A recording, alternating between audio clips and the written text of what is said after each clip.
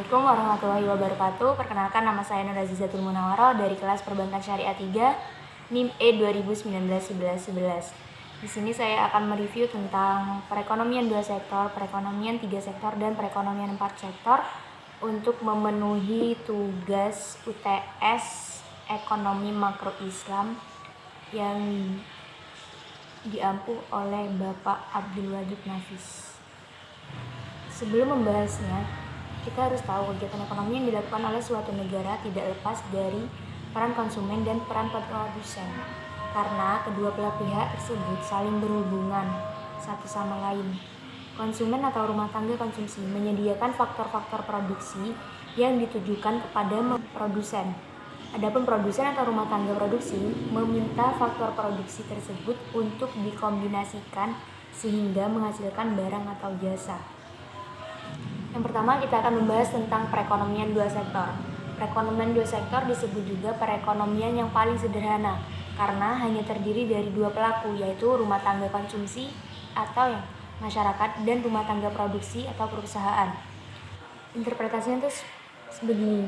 Misal, rumah tangga konsumen itu sebagai pemilik faktor produksi berupa tanah, tenaga kerja, modal, dan kewirausahaan. Penawaran faktor produksi oleh rumah tangga ini akan bertemu dengan permintaan faktor produksi oleh perusahaan. Interaksi ini terjadi di pasar faktor produksi, sedangkan di pasar barang terjadi interaksi antara perusahaan sebagai penghasil barang dan jasa dengan konsumen sebagai pengguna barang dan jasa, sehingga terjadi hubungan yang saling menguntungkan satu sama lain. Nah, dalam proses tersebut terlihat juga uang dan ke masing-masing rumah tangga. Jadi rumah tangga konsumen menerima upah, sewa, bunga, dan keuntungan dari perusahaan sebagai balas jasa atas penyerahan faktor produksi. Perusahaan menerima uang pembayaran atas barang dan jasa yang dibeli. Yang kedua yaitu perekonomian 3 sektor, yang terdiri atas rumah tangga konsumen, rumah tangga produsen, dan pemerintah. Bedanya di sini ada pemerintah. Peran pemerintah di sini sangat penting sebagai pengatur, sebagai produsen, sekaligus sebagai konsumen. Besar kecilnya peran pemerintah dalam perekonomian itu sendiri sangat tergantung pada sistem ekonomi yang dianut. Di sistem ekonomi liberal, peran pemerintah minimal, sedangkan pada sistem ekonomi sosialis, pemerintah sangat dominan. Di negara yang menganut sistem campuran seperti Indonesia, pemerintah masih cukup berperan. Sehingga dapat dijelaskan bahwa peran pemerintah dalam kegiatan ekonomi didasari oleh motif mencari keuntungan sekaligus memenuhi kepentingan umum. Dorongan mencari keuntungan ini tidak lepas dari kebutuhan pemerintah untuk meningkatkan pemerintahan negara.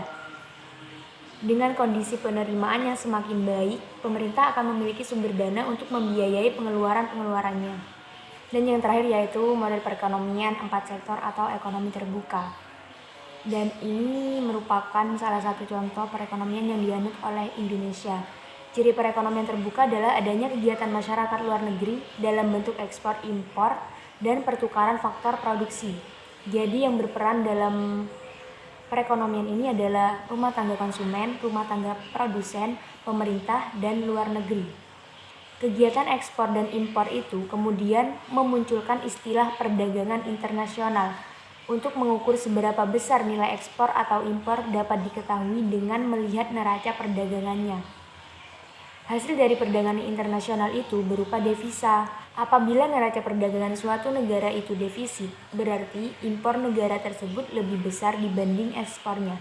Dan sebaliknya, suatu negara tersebut disebut surplus pada neraca perdagangan bila ekspor lebih besar dari impornya.